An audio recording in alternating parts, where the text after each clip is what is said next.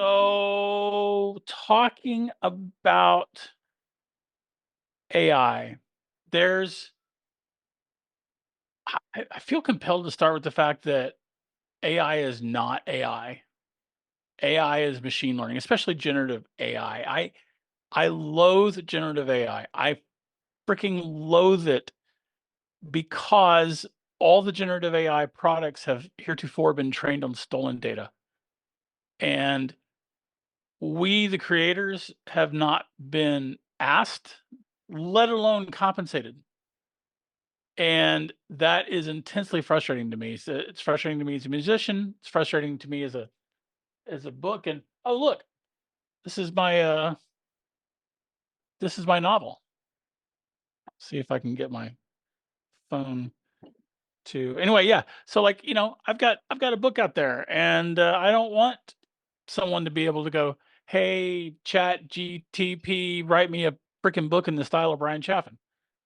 And now I realize that no one's going to do that, but people will do that for George Martin or, my favorite sci-fi guy, Dan Simmons, or anyone that they've heard of.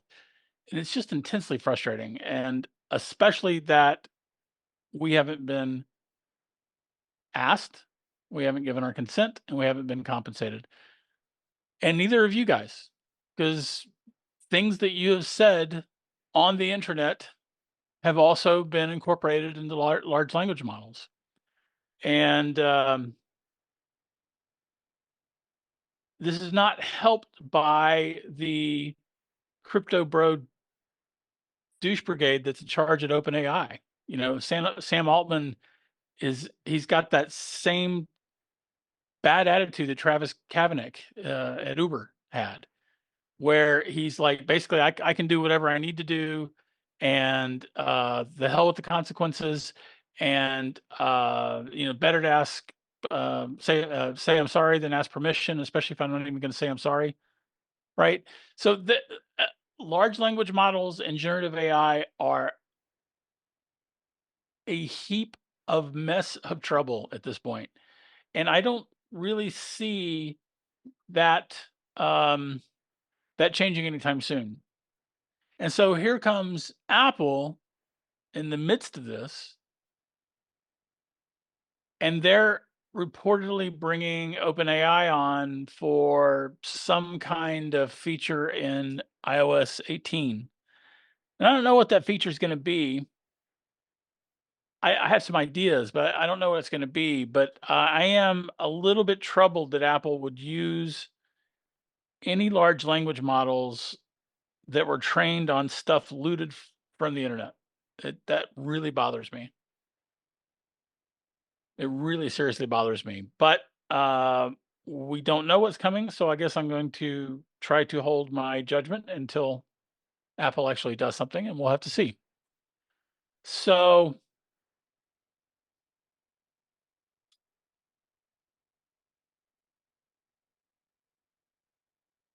let's talk about what Apple could actually do with generative AI on its devices. For one thing, Apple's M processors are best in class, as far as I know, for handling machine learning and handling things like large language models on device.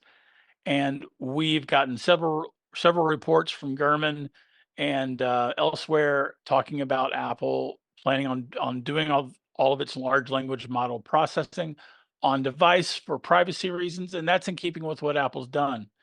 The question is, though, what will they be doing? I don't think that Apple is going to be doing a write me a movie kind of generative AI project, or write me a book, or write a song. I mean, because you can do all of these things with a ton of different AI products that are out there right now. But what I think Apple will probably do is summarize this email for me, or better yet, summarize today's emails, or summarize this week's emails. I mean, goodness gracious, that would be of benefit. Now, the reality is that if they're using, okay, I don't think that Apple's going to be using a large language model from OpenAI. I don't think that that's what Apple is working with OpenAI to provide. I don't think that OpenAI is going to be packaging up its LLMs and giving it to Apple, because Apple knows that these are tainted products. That's my suspicion. And but what I think they might be doing is licensing ChatGPT from the standpoint of understanding us and providing the answer based on Apple's LLM. And some of the stories that we've gotten enough credible stories that Apple has been working on its own large language models that that stands to reason for me. So if Apple's using its large language models, assuming it wasn't trained on stolen data, that to me is a step forward. Now, the reality is that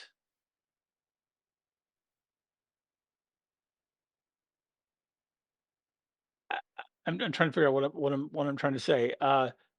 The reality is that Apple has been training its own machine learning products. You know, we've heard Apple talking about machine learning for years and years now, right? You know, we see a lot of headlines about Apple's behind. Time. We've heard I've seen lots of headlines about how Apple's behind on AI. I've always chafed at those articles. I feel like you know, in many regards, it is an exact reproduction of Apple's behind in smartphones, Apple's behind in tablets, Apple's behind in smartwatches, Apple's behind in VR, AR, right? We've heard that every time Apple is going to release a new product, and then Apple turns around and releases what it releases, and it turns out they weren't behind. In fact, they probably leapfrogged you know, several iterations of what is popular at the moment, and giddy up. And I assume that's what's going to happen here with the with Apple's generative AI products. And so going back to the kinds of things that um, they might release, I can also see Apple giving us a product that will respond to emails for us. Hopefully, probably with us having to click yes, I've read this, or you know, us okaying the text that's being sent back. Um, Summarizing web pages, summarizing a series of web pages. I mean, that would be super convenient, right? To be able to digest multiple web pages and give us a summary based on what is on those multiple web pages. That would be useful to me, at least. And I think it would be useful to a lot of people. Same thing with our text messages. You know, I'm a member of several text message groups. Sometimes we all get really super chatty, and it would be really nice if I could, like, you know, hey, what's been said for the last 3 hours, and then get, you know, like a 3 or 4 sentence digestion of what's been said, and boom, I'm caught up.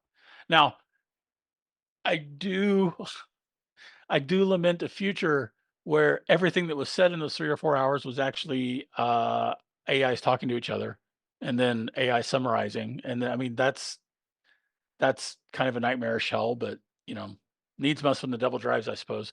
We'll have to see where that goes. I kind of don't.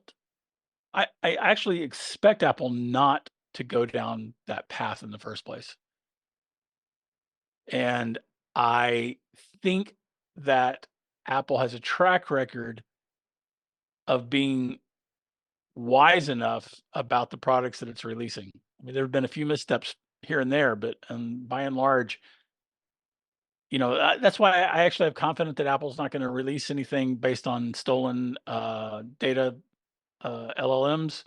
Um, and yeah, I don't know. I kind of I kind of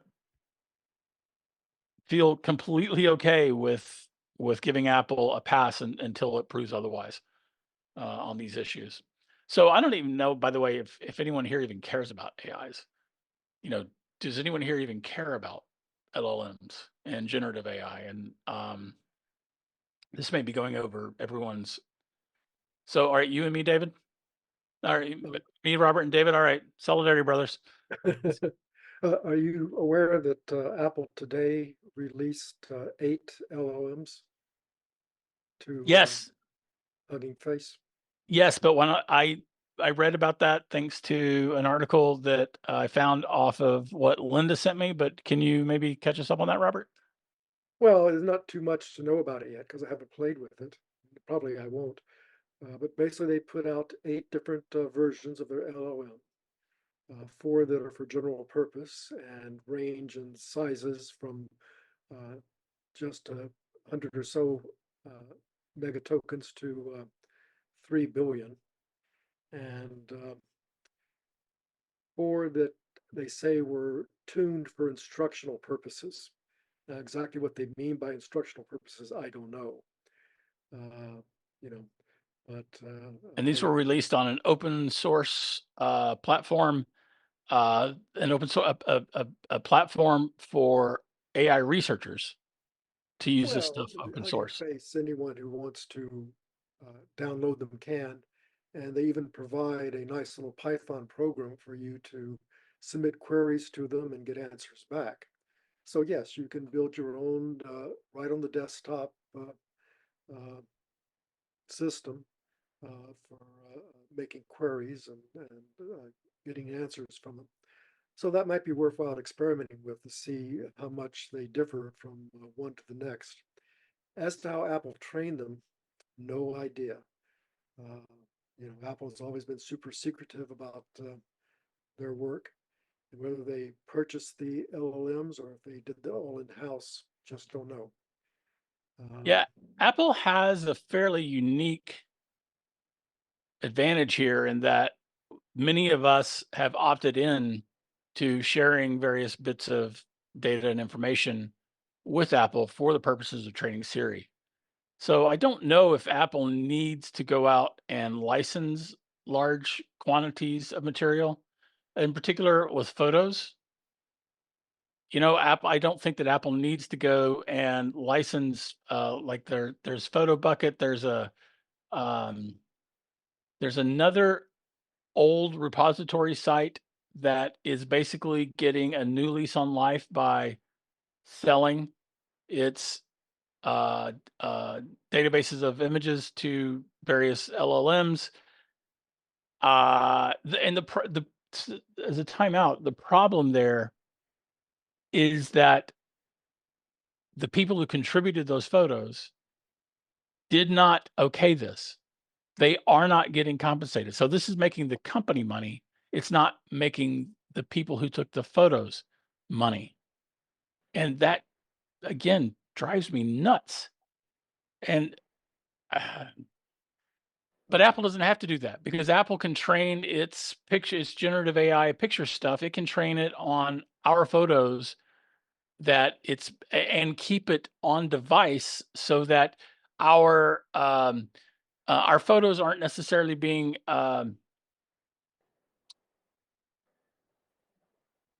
ripped off for Apple's. I don't know. I think that's actually like a large picture model, an LPM, I think. And well, as you said, don't think that Apple is going to go the route of doing a generative image and generative text and that kind of thing. They're more likely to go in the direction of taking your text and applying good rules to it to summarize or improve your grammar or improve your content a little bit. They're but not going to write. same thing with pictures, though. With pictures, Apple, there's certainly a demand from all the people to, you know, fix my picture. Fix my picture by making it a different picture. Fix my picture by taking this person out. Fix my picture by adding this exciting background.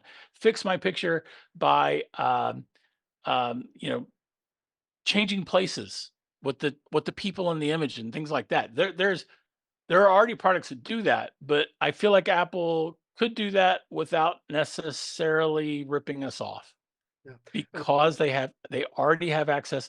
They've already been training on our pictures for years. I would like to interject that Adobe Firefly and the extensions that have been added to Adobe Photoshop are all trained using only Adobe's own image library from Adobe stock. Turns out And that's not true. oh, Yeah, there was a Adobe's story that pretty, came out about a month ago, thereabouts, 2 months ago, maybe. I actually forget, but saying that that wasn't entirely true. Adobe was lying. I see your doubt. Let me see if I can't find that real quick. Adobe lied Firefly.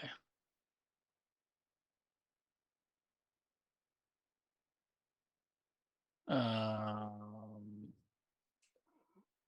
Good Lord. Well, I'm not going to find it. I'll try to find it after the meeting and send it if you're interested. oh yeah, go ahead and do that, and I'll put it into the meeting information for people to see. Yeah, because I was kind of excited that Adobe had taken this path, and then I got very unexcited when I saw this story come out. And of course, maybe the story is a lie, but I didn't think so at the time. But anyway, we'll dig into it after this meeting. Um, where were we? I had a stroke a year ago. Come on, where were we? I yeah, let me say some words here.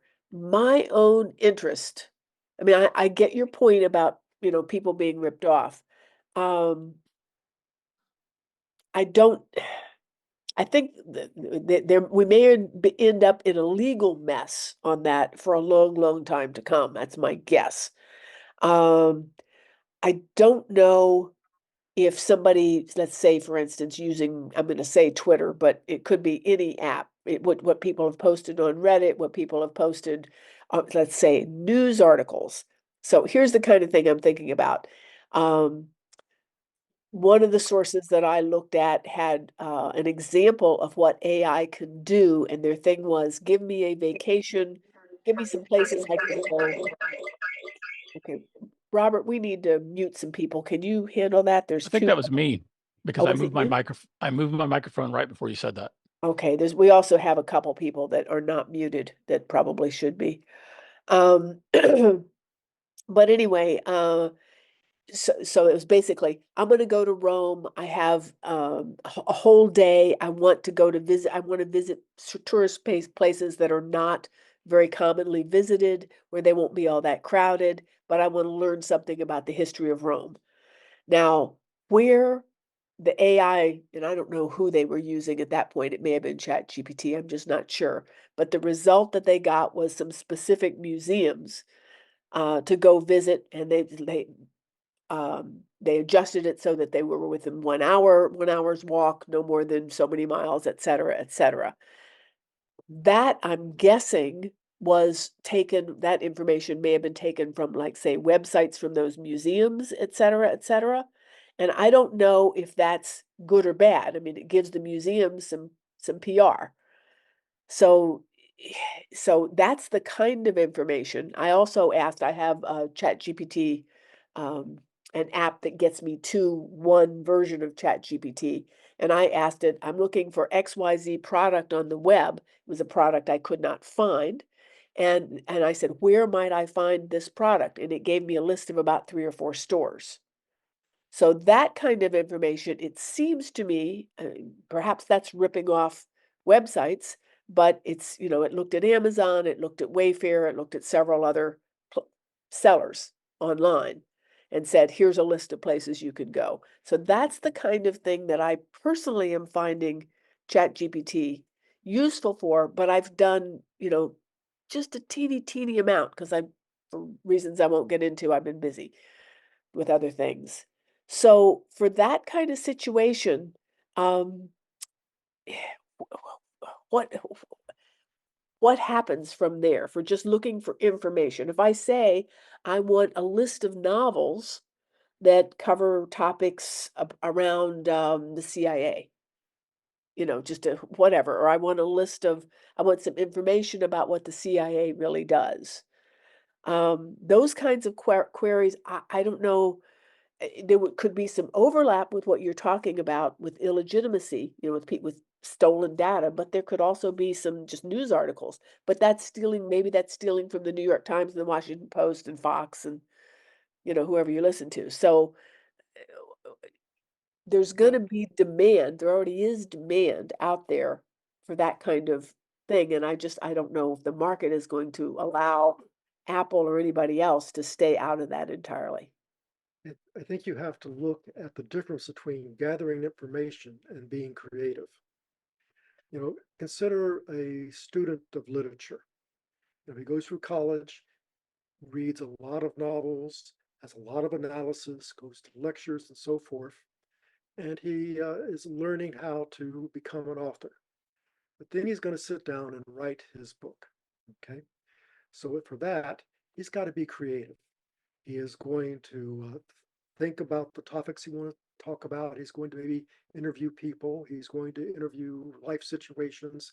Who knows what he needs to do? But ultimately, he brings these things together and creatively writes a novel. Now, a generative system only knows what other people have written. Okay, it is not going to create anything new. And I think that is the crux of the problem.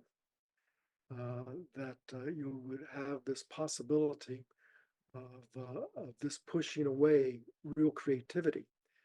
And you talked about the Apple ad showing the iPad crushing all the creative tools for music and art and so forth.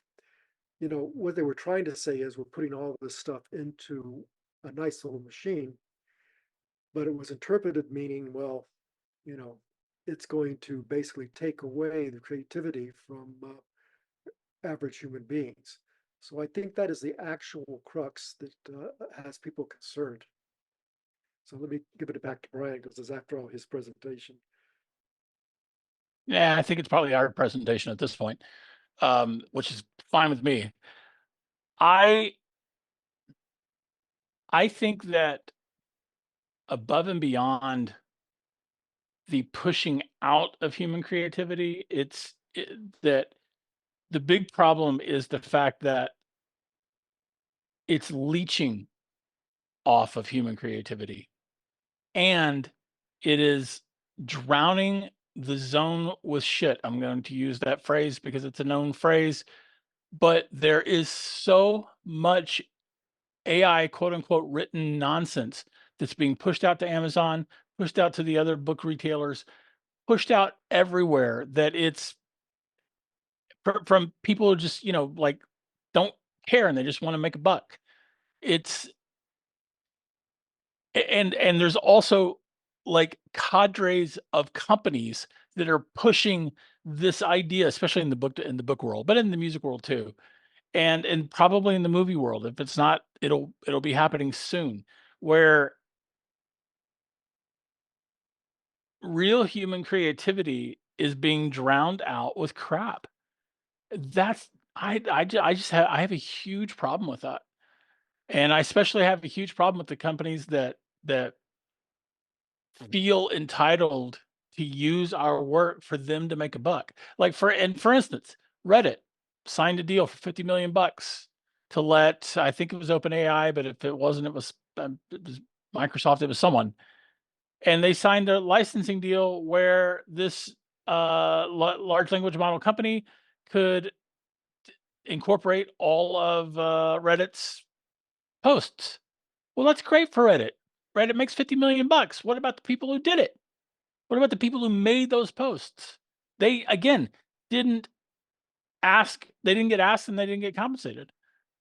And these are huge problems, especially with, like OpenAI. Sam Altman has said, well, we have to steal this content. We have to, we in order to make our LLM, we have to have access to everything. So because we need it, therefore we get it, and screw you guys. And I think Sam Altman is a bag of hurt. And I feel like OpenAI. I was kind of a little bit disappointed that Apple made a deal with OpenAI, but I haven't seen the terms of that deal, and I don't know what Apple's going to be doing with it. So obviously, I'm going to wait and pass judgment. But I don't know these issues. I get hung up on principles a lot, and this is an issue of principle. And Linda, going back to your somewhat more benign uses of GPT, the reality is that the ability for ChatGPT to give you those answers was still trained on stolen data. It doesn't matter if the specific data that you're asking about is freely available. Like, for instance, if they're just going to Wayfair and Amazon and Our House and whatever, right? And they're just going to the retailer site and they're actually doing comparisons. Even if that's all they're doing, and they're not leeching information from someone else who has done that work, the training to do that was still based on stolen material. And that's unacceptable to me. So anyway, that's where I stand. That's where I stand. Okay, other topics that people were asking and wanting your thoughts on, the end of the car project. Right. My big takeaway from the end of the car project is, see, I was right. There was a car project. That's the most important takeaway. I'm a little surprised, but only a little, because Apple does have um, this storied history of killing projects when they feel like they can't do anything. Like the Apple TV, the Gene Munster got so much crap about. Turns out he was right. Apple was working on a TV, but then they got to the point they decided I think it was like there was only one component. They wanted to control two or more aspects that went into the TV to keep other companies from being able to rip them off. And they decided they didn't have to. And so they killed it. And that was after years of working on it. I did expect Apple to ship a car. I did, and I was wrong, but um,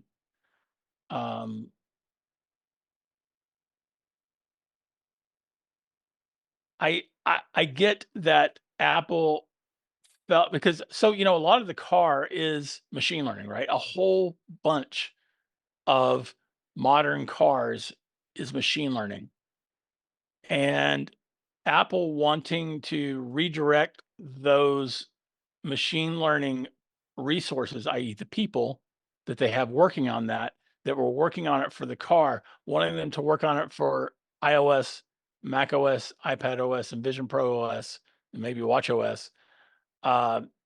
There's that certainly makes a lot of sense, especially if Apple just got to the point where they didn't they didn't see the same bright future that they saw back when Tim Cook told us that the intersection of uh, self-driving autonomous vehicles and ride sharing was an interesting place to be.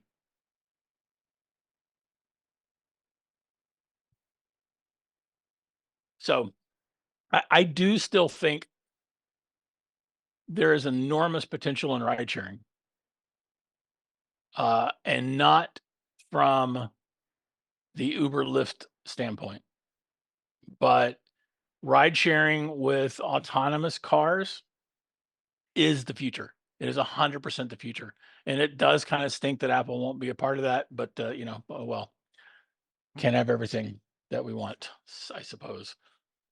Does that answer your question?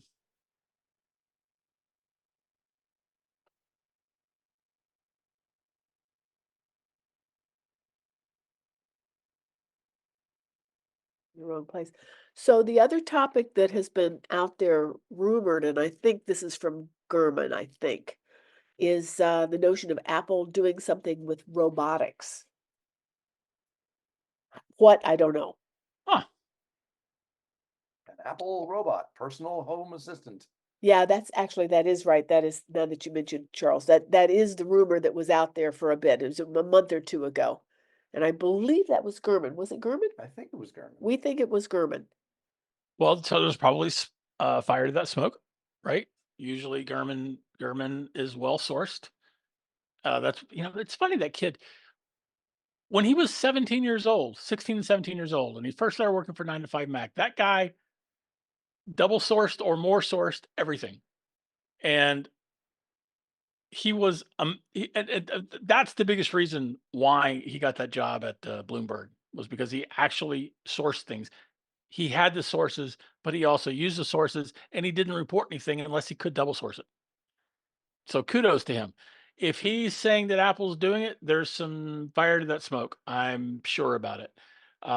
Whether or not Apple ships a product is going to be the real question. And I would imagine that we're probably pretty far from a shipping product. And I would imagine that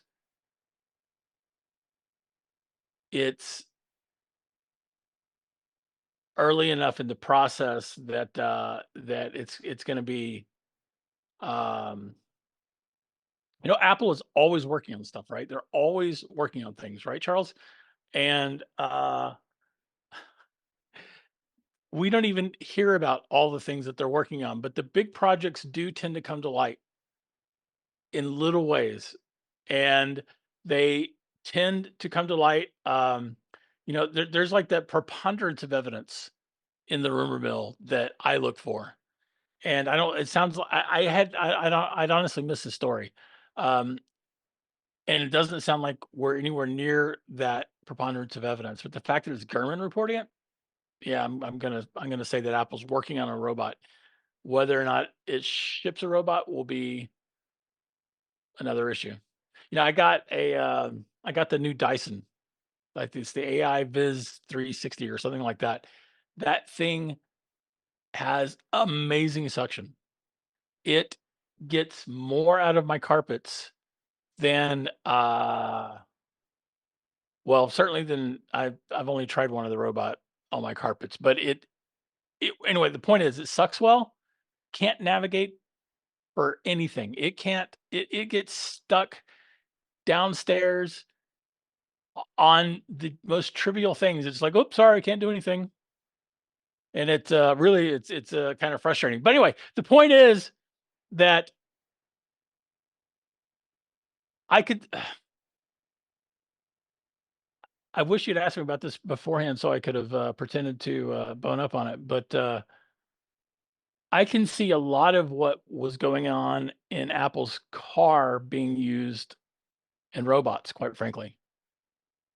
And I definitely think that Apple has a trust factor that certainly most of its customer base would be far happier about having an Apple robot in their home than, another random robot in their home. So I don't know. I hope so, at least. How's that? Should we talk about iPads a little bit? Um, so the new iPad Pros are amazing, in part because they're super thin. I don't know how many iPad Pro users are in this group. I think despite the power in the iPad 4, despite the monster of this slim little device, I think the real news for most people is the iPad Air, the new iPad Air with the M2. It's going to be far more iPad than the vast majority of people will ever be able to take advantage of. And like, by and large, if someone asks me what kind of iPad they should get, I'm going to ask them some questions, but my answer is already the iPad Air. This, despite the fact that I want the new Pro because just because uh, um, it's thin, right? So it's good. But like for most people, the iPad Air is everything they need, and it's a dynamite device. The M2 processor is a dynamite processor. the features of the I know that the newest Apple Pencil is only supported on the iPad Pro, but the reality is the old Apple Pencil is more than most people need. But real artists should probably get the Pro. Real artists who are going to actually use the things that the Apple Pencil does, they should probably get the Pro, and they should get the new Apple Pencil too. But if you're not doing intense art, the iPad Air is great, and especially the fact that there's the big model Air. That's great. That's amazing. It really puts the large form factor in the range of a lot more people, and that's super exciting. So if this group, if your people are asking you what kind of iPad they should get, tell them the Air. I mean, like, you don't even need to ask questions. Just get the Air. You'll be fine.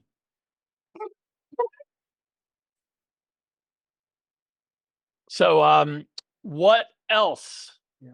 can we talk about? I can sympathize on the iPads on that.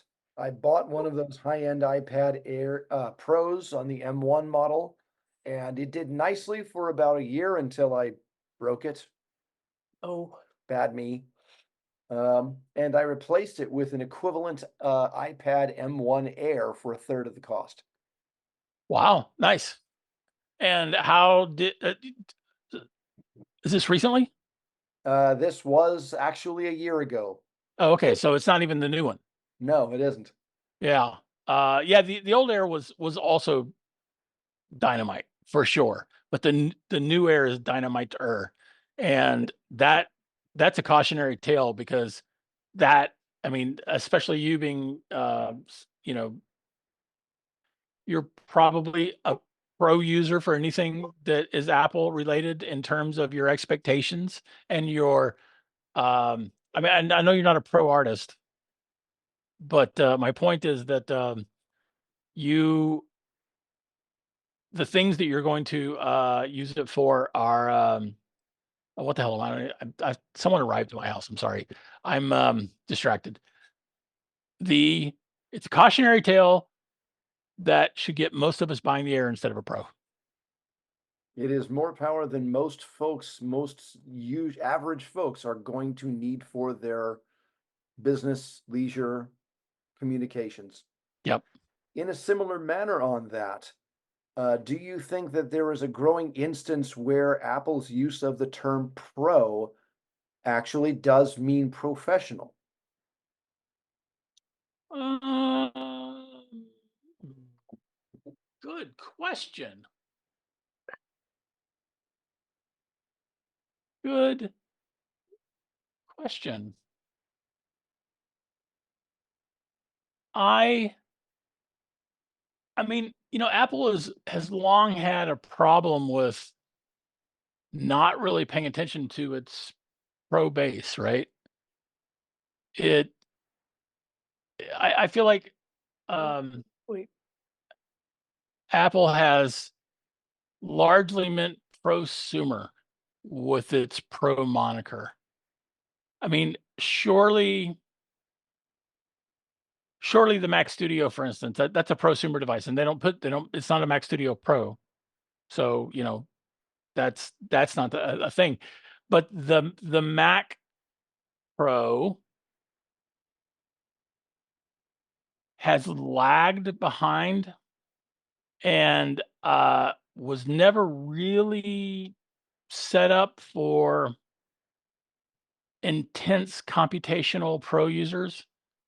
I think the iPad Pro was set up for music and art for professional music and art. That's for sure. I think the MacBook Pro has been more or less prosumer and pro based, but even still, I don't. I feel like Apple has decided to stop catering to those kinds of high-end pro users that they used to covet. And I think this has been the case for years. So I find it difficult to say that yes, I think that I don't think your premise is right, Charles. Eh, I mean, they may possibly be bringing more pro features to the prosumer space. Sure. Mhm. But I don't think, yeah, I don't, no, I don't. Mhm. Sorry, you just witnessed thinking out loud. Yeah. it's good. Looking at that from the opposite direction on that, Apple seems to be certainly spending a good deal more time making the case that people should be buying the non-pro versions of their products. The MacBook Air, the iPad Air, um, the iPhone on things, and it does actually seem to be working. Apple does seem to be selling a lot more of those than of their pro models. Yeah, that's fair, and it's true. Um, and that's that's probably a good thing too, right? It's probably a good thing that that people don't feel that they have to buy the most expensive Apple product. I mean, like most Apple products are just far more than the vast majority of us need. I certainly I've never needed my iPad Pro, but I've always had an iPad Pro. I've never I've I didn't need this Mac Studio that I maxed out. I got the first generation Mac Studio with the Ultra. Well, they're all Ultras, but no, they're not all Ultras. But anyway, I got the Ultra processor. I got the max amount of RAM. Did I need any of that? No, I didn't. I got it because I wanted it. But Yeah. I feel like I'm a heavy user for sure. I'm certainly a heavy user in terms of the sheer number of apps that I have open, including a couple of heavy hitters in terms of resources used. So I think it's probably a good thing that Apple is making its also rans actually run. Mm. That's what I think.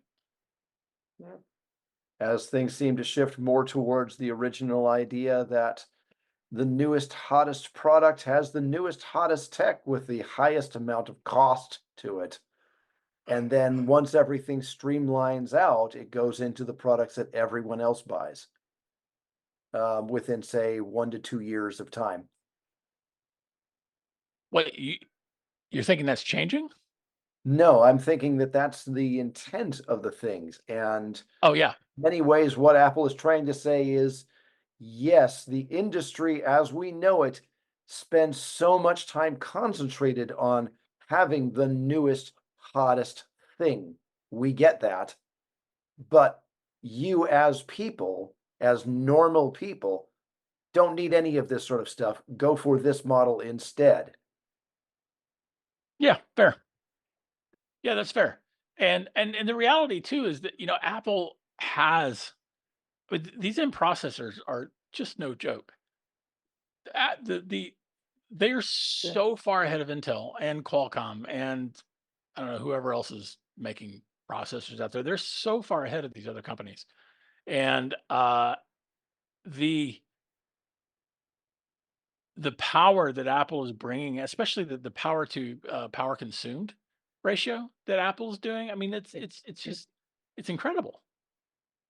It's incredible, and I had a point in going in that direction, but I don't know what it was. So let's just Well, the ecology involved, both in terms of the power consumption, and also think going back to AI for just a moment, if everything is done on device, there's significantly less power used than if everything's done in the cloud and all these data centers get built.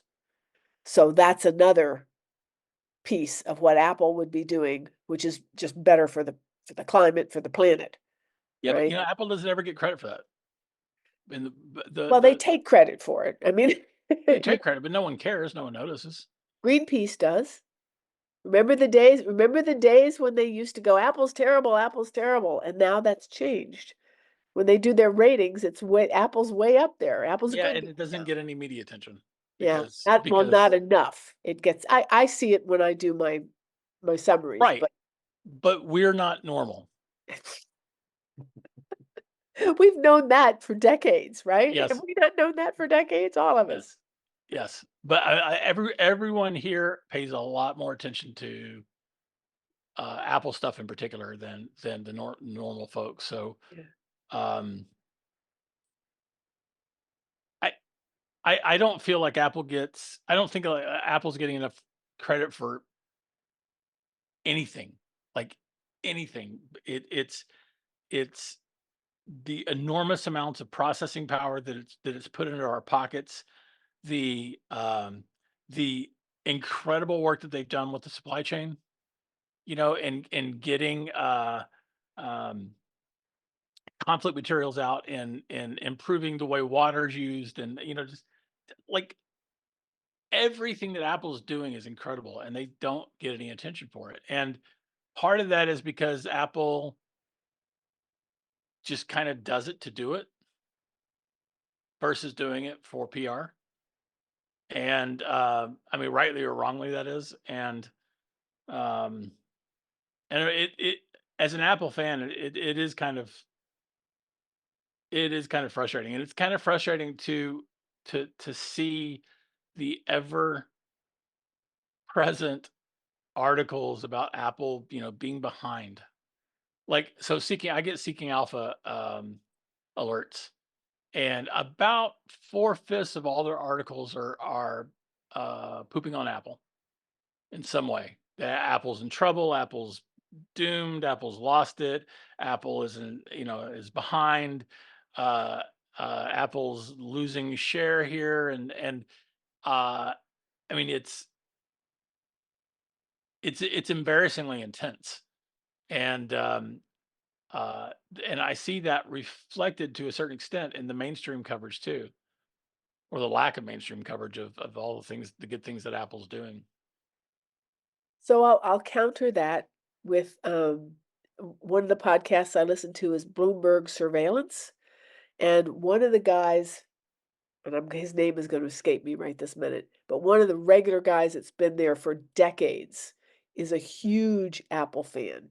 Now he's talking about, and also they put Dan Ives on there all the time, who's always like, Apple's going to, Apple to the moon, Apple's going to beat this, and our price target is he's got the highest price target in the industry. So I do hear a lot of the positive stuff as well. Seeking Alpha, I'll grant you, but I do hear that, and I hear Apple get mentioned even on an occasional political podcast in a positive light. So Hmm. I just there are folks out there who mention it. So just for the counter. Yeah, fair enough. Fair enough. I would love to be wrong. I would love to be dead wrong on this particular front. But Well, yeah, you're right on Seeking Alpha. On the source you yeah, for quoted, sure. you're right on that. I'm listening to other sources as well. So, Right. But in the stocks app, for instance, if you pull up Apple stock, you generally speaking, I mean, the the the the material that Apple's pulling up. I don't know. Let's look at it right now. What do we got here? Apple has a chance to change investors' mind. Apple is about to have a renaissance of growth, says Dan Ives. Um, Apple's big splash is coming. What to expect? Apple slashes iPhone prices in China amidst fierce Huawei competition. Apple CEO visits Taiwan.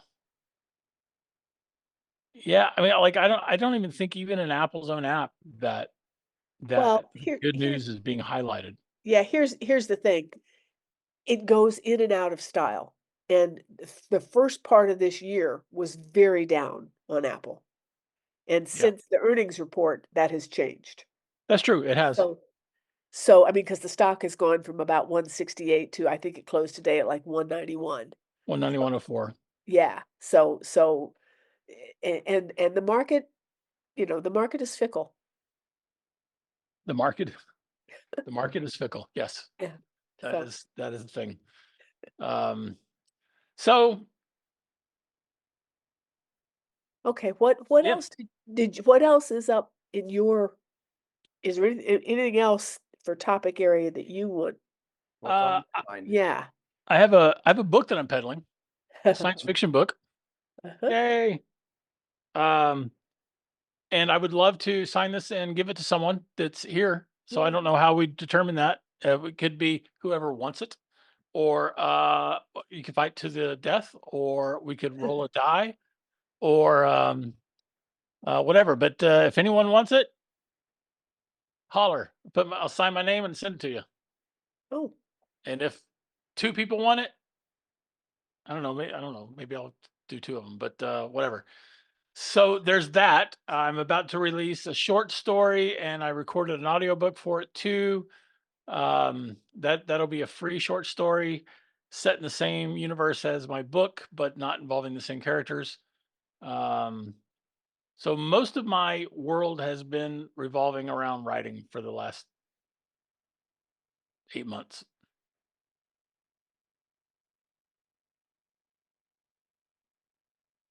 That's about it. okay. Great. Thank you. You bet. Yeah.